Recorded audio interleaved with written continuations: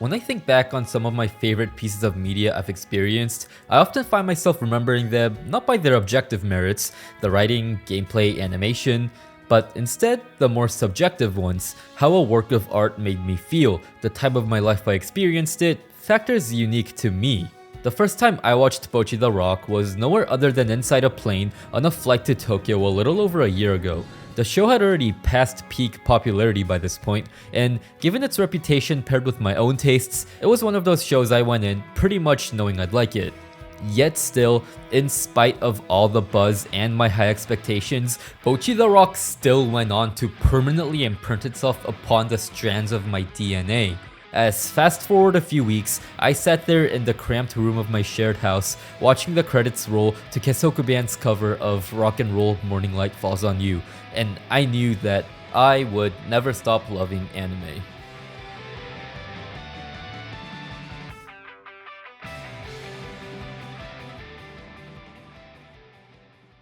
I'm not saying I have some special relationship with Bocchi the Rock that makes me different, by the way. The show blew up and plenty of ink has been spilled discussing all the reasons it was such a massive success, both domestically and internationally. But I say all this because I really do believe that after the credits roll, what determines how long a work of art lives in your head is based on how or what it made you feel. As Hazel put in her video about the anime countryside, the true sign of slice of life anime success is the legacy its characters have beyond the work itself, and in that metric, Bocchi rocks. I still regularly see fan art on the TL, me and my friends use GIFs and stills from the anime for reaction images, and the 2 recap movies they released in Japan grossed over like $1 billion. Not even mentioning the sold out concerts in Japan, there's clearly a lot of people who still really care about Bocchi, even with no news of season 2 anywhere in sight. Wait, what? Bocchi the Rock Season 2. Yeah baby, it's here and our asses are still excited. On one hand, this news obviously makes me very happy and drives home the point I'm trying to make even further, but another part terrifies me just how long it took me to make this video. But I know you're not here to watch me talk about that. Now, more than a year later, I still haven't really stopped thinking about Bocchi the Rock. And yeah, I'm sure there's also people who just watched it and moved on, but for those of us who really got it, Bocchi has somewhat of a reputation of turning its fans into its strongest soldiers. So I wanted to find out why exactly that is. What about this show manages to leave such a deep impression on people? What about it connects to its audience, and why am I so obsessed with it to the point of committing a significant portion of my life to creating a 40-minute video essay about it? Let's get it. Whenever I see discussions about Bocchi on the internet, people usually credit its success to 3 things. Comedy, its depiction of introverts/social anxiety, and the creative visuals. And don't get me wrong, I don't disagree with them, but for me, the appeal of Bocchi was never really about the objective qualities of the show, but rather something much more subtle. The vibes.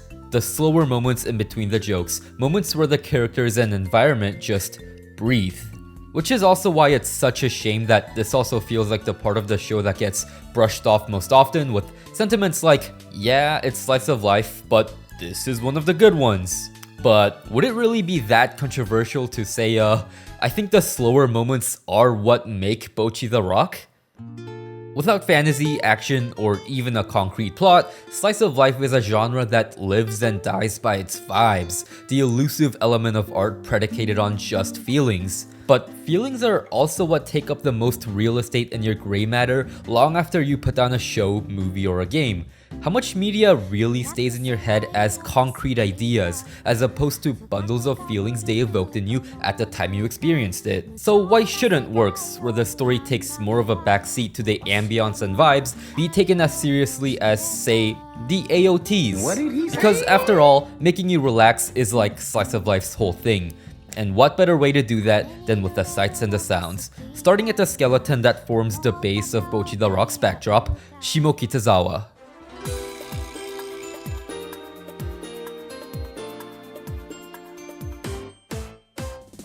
Shimokitazawa, or affectionately abbreviated to Shimokita, is an indie district in Tokyo famous for its streets packed full of vintage shops, cool little cafes, and of course, live houses. Some of you may find this obvious, but it is a real place in Japan. It's rare for an anime to have this specific of a setting based on a real life location, let alone going as far as to name drop it multiple times and having it be such an important part of the story's identity. And one of my favorite aspects about Bocchi the Rock's story is that the band aspect of the whole girls band genre isn't consigned to the walls of an after-school club activity, but lives in this neighborhood of Tokyo that's very much a hotspot for indie musicians in real life. To depict the scenery, BTR uses a semi-realistic art style for its backgrounds. It's an interesting choice for a show with such a stylized art style to have backgrounds that look this realistic, but for some reason it works so well. Each scenery is illuminated by these soft lights and warm yet saturated coloring. This paired with a subtle graininess over every frame gives the background such a dreamy look that I just love. Like, wouldn't it go so hard to just hang out here? Bocchi the Rock's backgrounds feel realistic because most of them are real. For almost any frame in the anime, you could find its near identical location in real life, and you could find a dozen blog or Reddit posts from Japanese and foreign fans alike who have gone out to actually find them in Tokyo. Actually, this became such a widespread trend that it even has a name: Bocchi the Rock Pilgrimages. Actually, this was a thing way before Bocchi, and there's even like a website dedicated to it, but I haven't seen this many pictures of an anime location in real life since like Your Name, so my point still stands, okay? And yeah, if you haven't guessed it by now, I partook on this pilgrimage myself. What you've been seeing is some of the footage I filmed while I was in Japan. I felt this while watching the anime, but actually being there gave me a whole new appreciation for this setting. The vibes were on point. There's so many little alleyways packed with small shops to explore, and despite only being a short train ride away from Shibuya, like the most populated part of Tokyo, the area feels much more relaxed and you can walk around at your own pace without feeling like you're being pushed around by a herd of people. Wear some headphones, put on your chillest beats, and you could easily lose a couple hours here. Highly recommend. Given how identical a lot of these shots look, I think it's safe to assume the animators heavily referenced real-life photos or even drew over them. Though there's no interview confirming this, nor am I knowledgeable about background art to any degree, but I still find it pretty funny that one of our fandom's biggest running jokes is this. Given everything I just talked about, it starts to make sense why the pilgrimage became such a strong trend in this fandom. This is a bit of a tangent, but I also love seeing these backgrounds in contrast to the character art, which frequently breaks the laws of reality. It kind of reminds me of those older JRPGs with the pre-rendered backgrounds and 3D character models just sorta walking over a 2D image. It adds an extra layer of nostalgia. Pure vibes aside though, have you ever noticed how cinematic Bocchi the Rock feels? It kind of drives me crazy how little this gets talked about. Like, take this scene from episode 2 where Nijika is showing Bocchi how to do her job, and look how many angles we get inside Starry from just this interaction alone. BTR loves to show off their environments from dozens of different angles, every one consistent in layout of each location. It becomes easy to map them out in your mind after a while. Like, you could spawn me inside any of the major locations in Bocchi and I could probably navigate them like I've been there. I love Sakuga just as much as the next guy, but real woke animation is making two characters talking interesting to look at. Like, crazy gags aside, the show never gets boring to look at, thanks to its constantly varying angles and clever framing. And with recurring locations like Starry, Bocchi's house, or the studio, it gives you a sense of familiarity every time the gang return to them. Peak vibes, like reaching a safe zone or returning to the hub of a video game, which for Bocchi might actually be what these locations feel like. Bocchi the Rock's cinematography is not only nice to look at, but enhances the story too. Like this shot of Nijika meeting Bocchi for the first time, which at a glance may seem like a rather strange angle, but look closer and you'll realize that the shot is composed in a way that frames Bocchi in the shadow and Nijika in the light. This fence between them symbolizing the wall Bocchi puts between herself and the world. A wall which Nijika effortlessly hops over, invading Bocchi's world and bringing her out into the light, changing her life forever.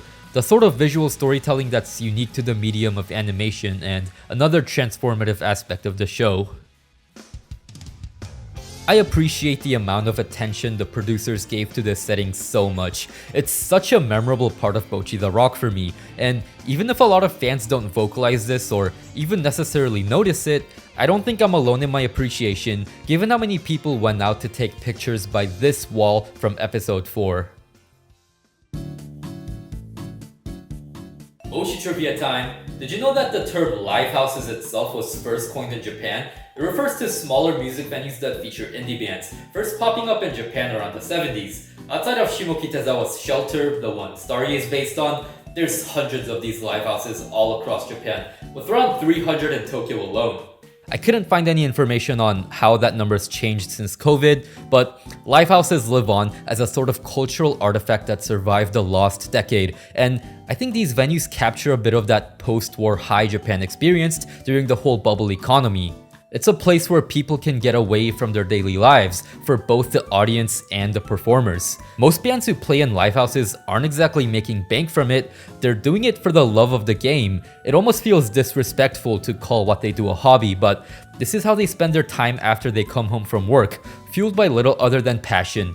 Long hours spent in practice rooms and struggling to sell tickets, all for that one night of the gig. Because yeah, they actually do have to pay out of pocket if they can't meet their quota.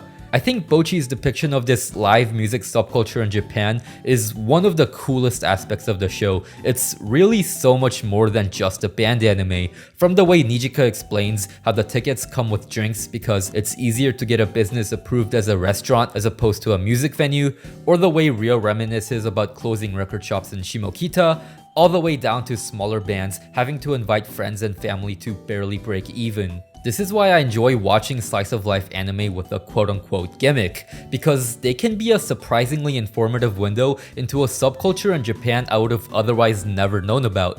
Doing research for this video made me realize just how many little details about the subculture Hamaji captured in her manga. She clearly has a lot of love, or at least appreciation for the scene. This is also speculation, of course. She doesn't make many public appearances online or offline.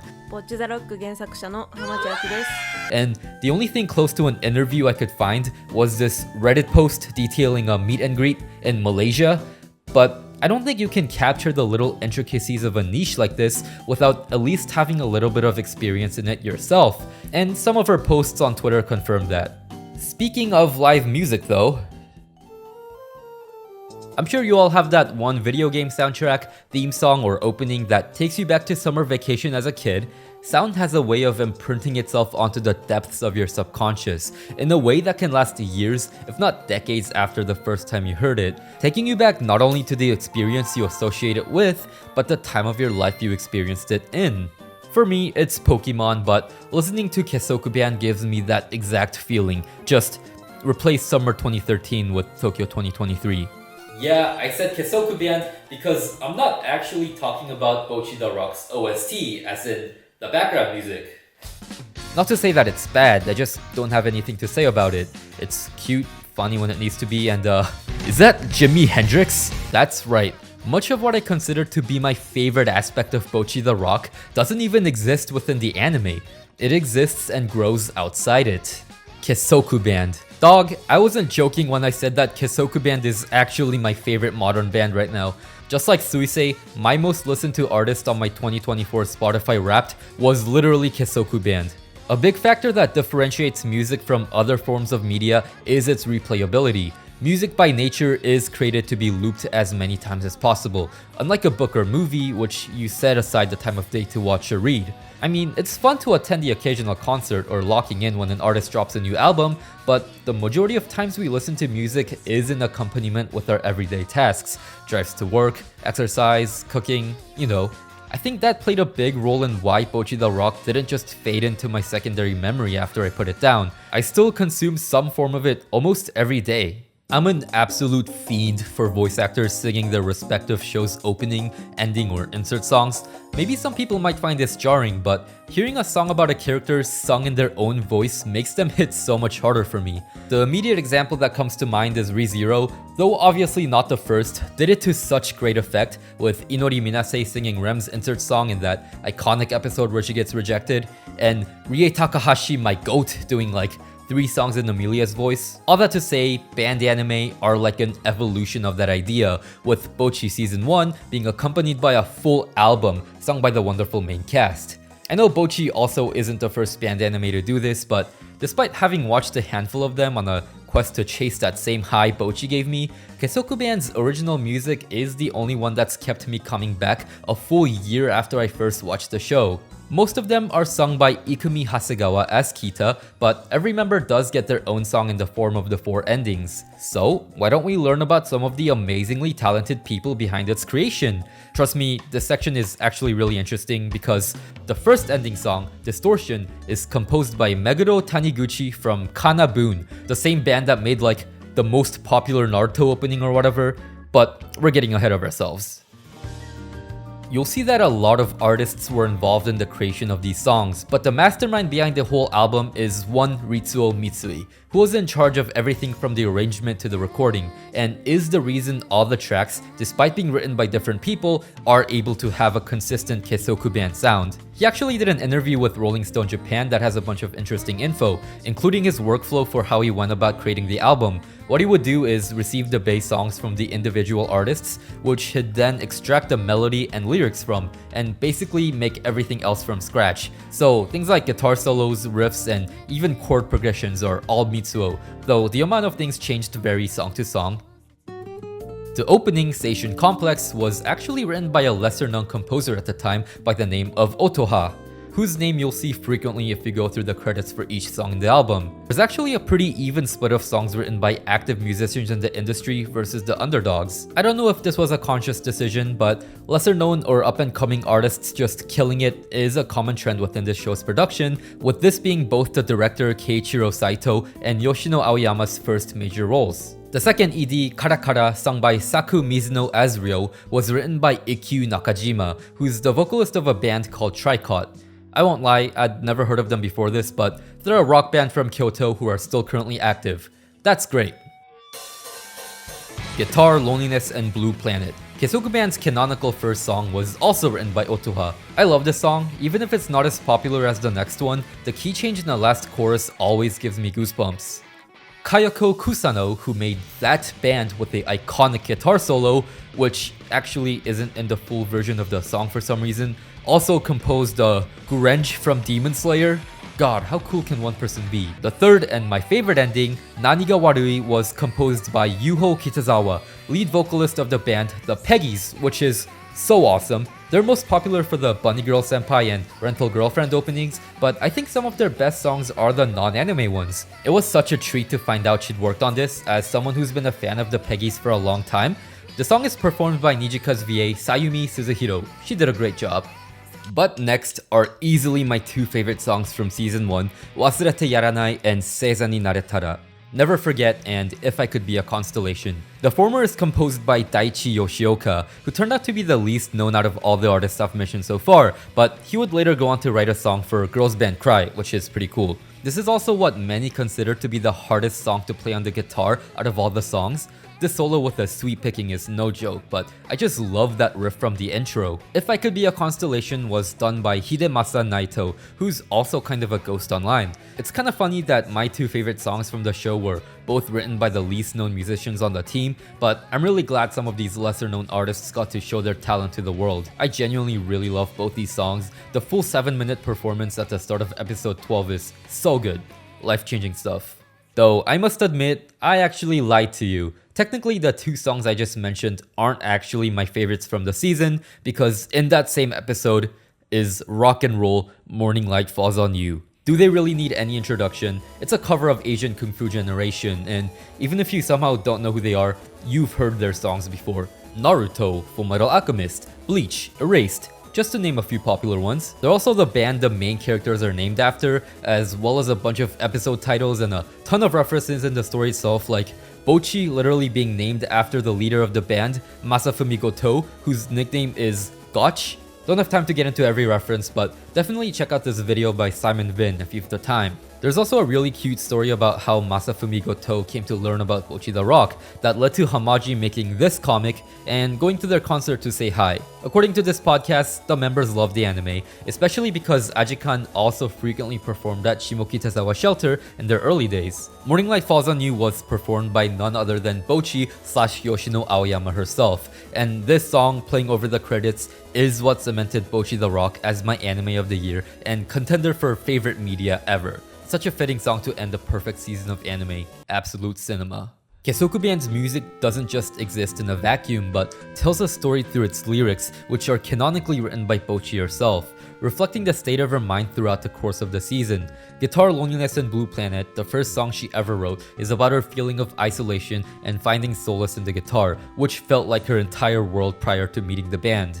Other early songs like That Band and Seishun Complex are equally emo, with a heavy emphasis on Bocchi's loneliness and using music as an outlet to vent her frustrations at herself and the world.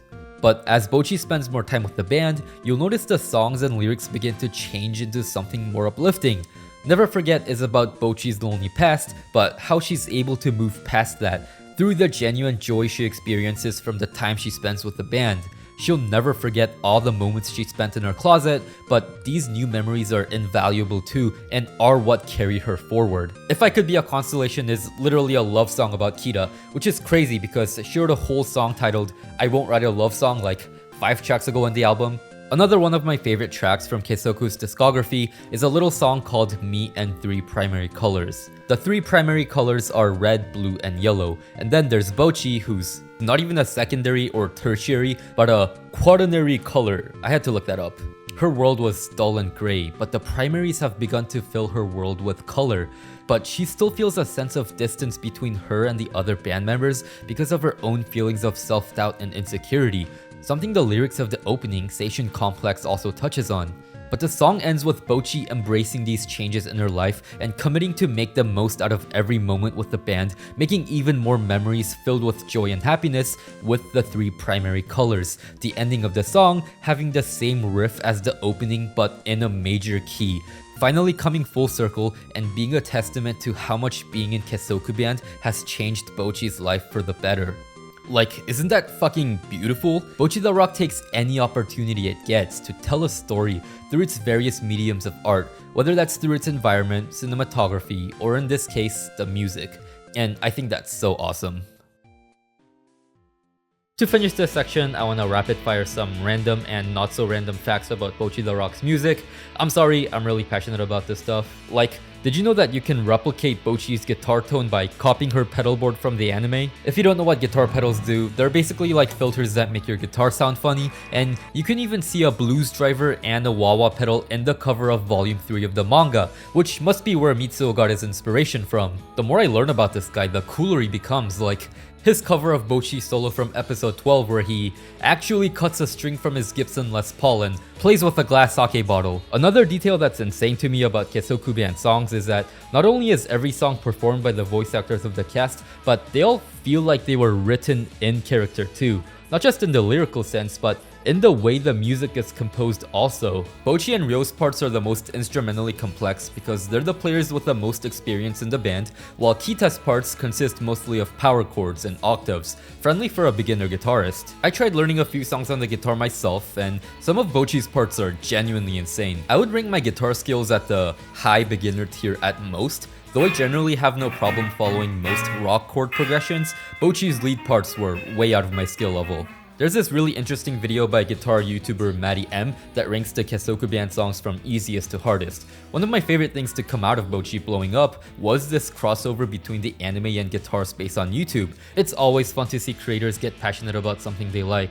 I am constantly in awe of the love and attention to detail that went into this anime, and especially the music. My top 3 tracks are If I Could Be a Constellation, Into the Light, and Bundle Up Your Dreams, but honestly most of them are bangers. Drop your favorites in the comments below. If some of those songs sounded new to you, that's because they've been steadily releasing new music for Kessoku Band ever since season 1 ended. Remember that song I talked about, Me and Three Primary Colors? Yeah, that wasn't even in the original album. Like, we were here asking for a season 2, but they've been out here giving Bocchi character development with music. It started with a single including 2 new songs, but the first proper EP, Kessoku Band, released alongside the 2 recap movies with 5 original songs and a cover of Re by Asian Kung Fu Generation.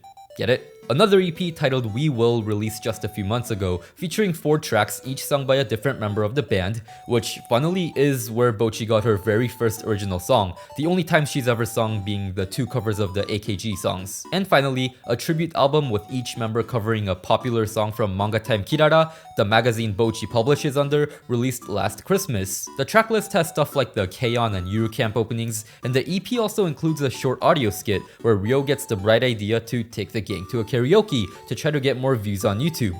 It's pretty funny and there's a translation on YouTube you could watch. It's one of my lifelong dreams to attend a Kessoku Band concert, by the way. They just had a tour with all 4 voice actresses across Japan, and it destroys me that I wasn't there. Like, damn, maybe I really do need to move to Japan. Singing isn't even her main profession, but Ikumi Hasegawa just kills it every time she's on stage. Recording a whole album is one thing, but doing it live, let alone putting on a full 2-hour live concert, is no small feat. She's an amazingly talented artist, it's kind of insane. The gang also made a guest appearance during the Aniplex 20th anniversary event, where they performed 2 songs along with a skit as their characters on stage, and it genuinely blew me away how much their banter felt straight out of the anime, especially Nijika. These skits, whenever they do them, manage to capture that same vibe as a gag in the manga or anime, even without any visuals, and made me realize that I would absolutely listen to a Bocchi the Rock audio drama if such a thing ever existed. And you really can't have that without some really good voice actors, which, speaking of... As I was doing research for this video, I came across one of the rare instances of Hamaji talking about the anime on Aoyama's Bocchi the Radio, and something she said here really struck me. ニジカは原作では分かりやすい属性がないので、私自身かなり悩んでいたキャラクターでした。ですが、鈴代さんの声がついて、そんな悩みも吹っ飛んでしまいました。今ではニジカちゃんをママや天使と呼んだり、特にニジカちゃんが好きですという声も多く聞きます。これは鈴代さんの大きな功績だと思い、本当に感謝しております。And while I can't speak for the OG fans of the manga because I'm not one, to a degree, I think this can be said for all the characters. Not to say that they lack personality in the manga, but the VA's performance in the anime added something to every character that transformed the source material in a way few adaptations do, and I think that's worth talking about. I'm kind of cheating here because Hamaji acknowledges this herself in the same message, but no one knows these characters better than the author, so I'm gonna try to paraphrase what she said here.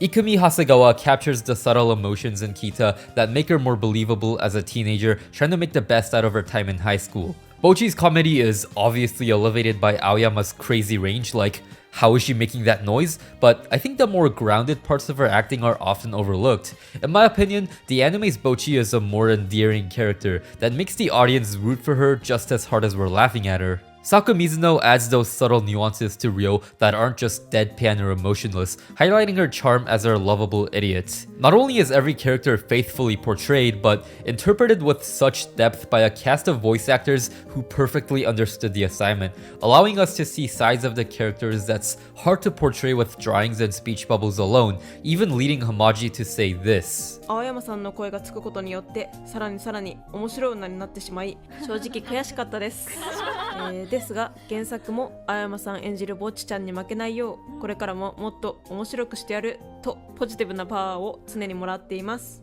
Like, wow, what a compliment from an author of the work you're adapting to say that your performance inspired them to make the source material better.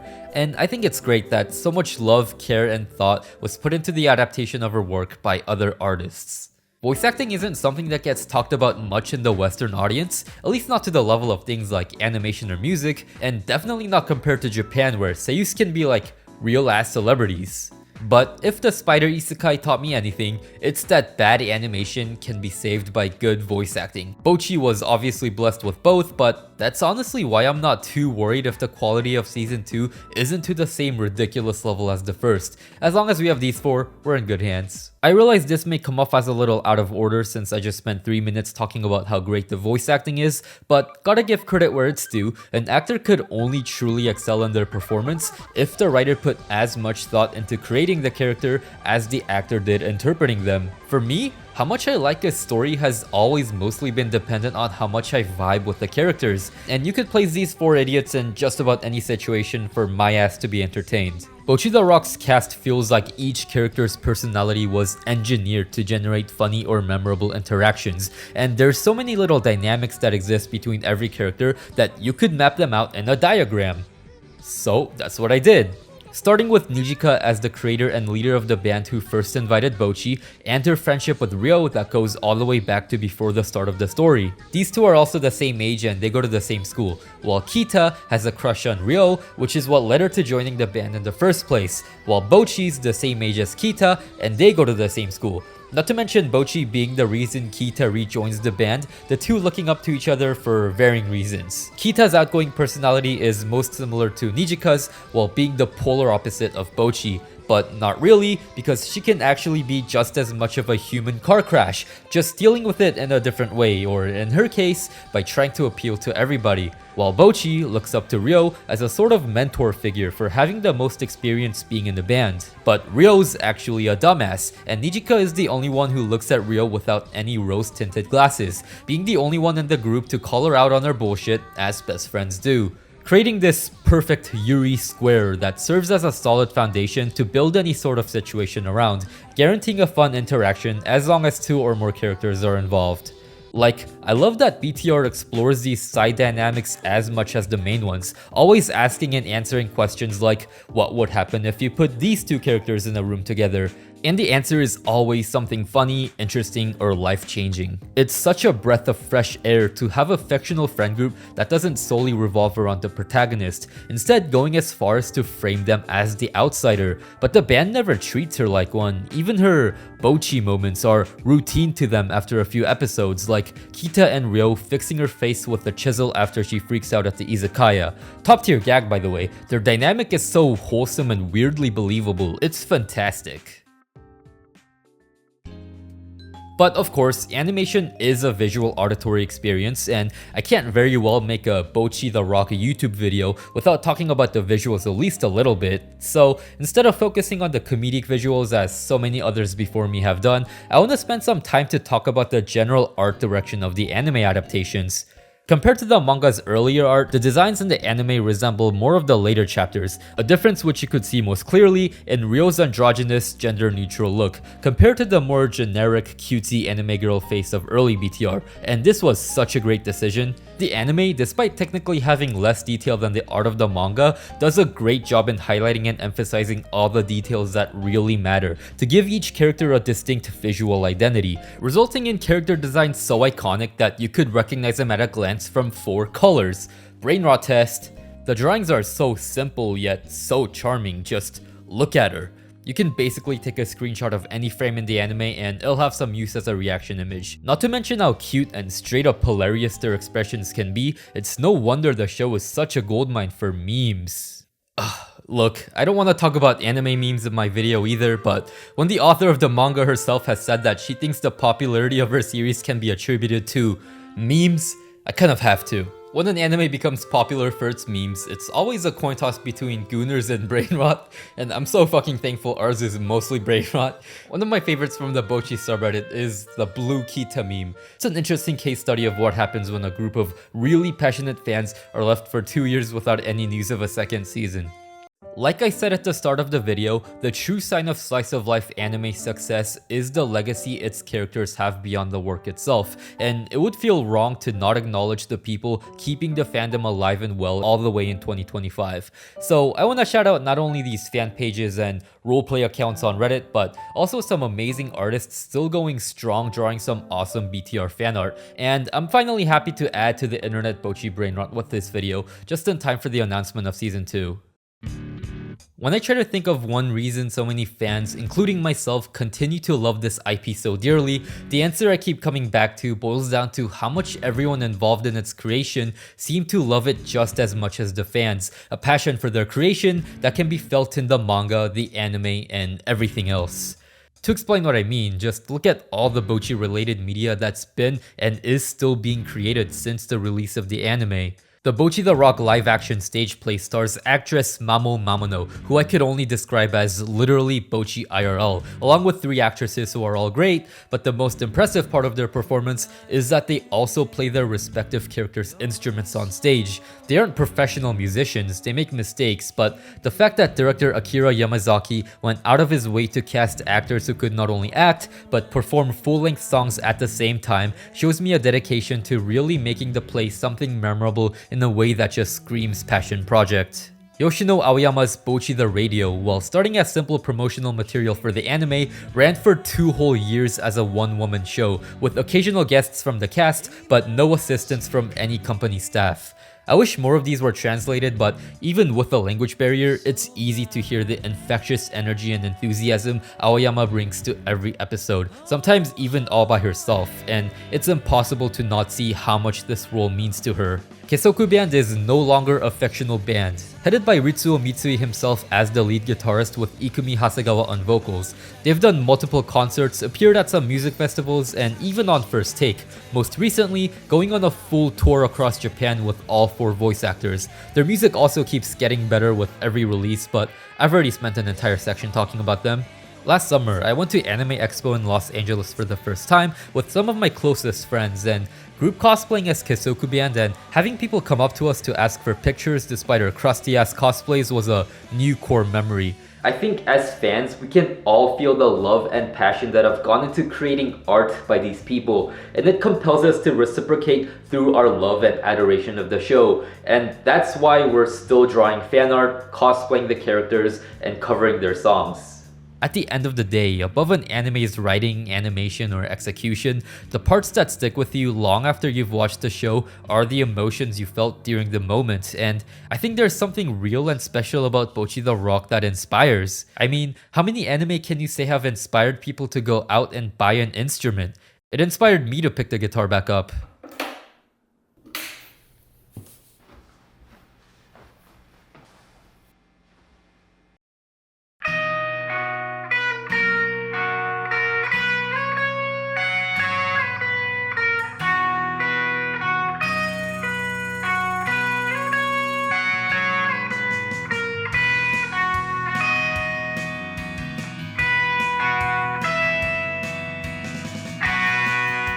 Beneath everything I've been talking about this entire video, Bocchi the Rock at its core is a story about a group of people coming together due to their shared passion for something. Individually, each of the girls come from vastly different cliques. There are people who never would have crossed paths if not for Kessoku Band, their love for music, and their dream of achieving something together. And it's the fact that this is a message that's not only told through the story, but time and time again be seen outside it, that's helped it explode into the popularity we see today. Content creation has been both the hardest yet most fulfilling thing I've done in my life. And yeah, it sometimes sucks, videos flop, I get writer's block, and editing takes a shit ton of work. But it's also given me an outlet to express my love for the things I'm most passionate about, and meet some really cool people who are doing the same thing. Turning an idea in your head, something you really care about, into a physical creation that you release into the world can be a terrifying, frustrating, and beautiful process. And I think that's what I love about Bocchi the Rock. It's a love letter to the power of art, as corny as that sounds, that even if you're someone who's socially anxious, lacking in charisma, or challenged in human interactions, if you're earnestly passionate enough about something, people will be drawn to that. And I think that's beautiful. I think that is the vibes of Bocchi the Rock.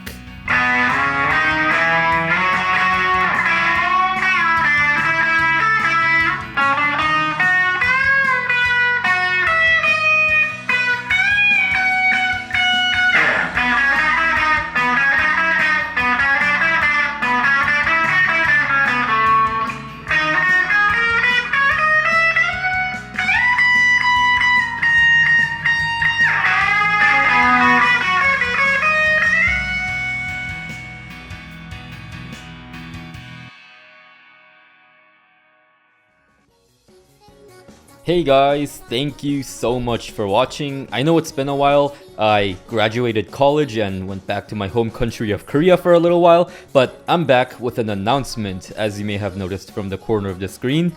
If you enjoy these videos and you want me to keep making them, the Patreon is now the second best way of directly supporting what I do. The best way is still just watching my videos to completion. I don't have all the benefits figured out yet, which is why I haven't made any official announcements. So instead, I'm shooting this sort of a soft launch for all the real ones who made it to the end of the video. But if you want your name to fill up this empty space on screen right now and make it possible for me to do this long term, it's $1 a month for all the benefits there will ever be. I would really appreciate it. But if you want to wait for the official launch where I have everything figured out, that's totally fine too. Thanks again for watching, sorry for the wait, and I'll see you guys in a month.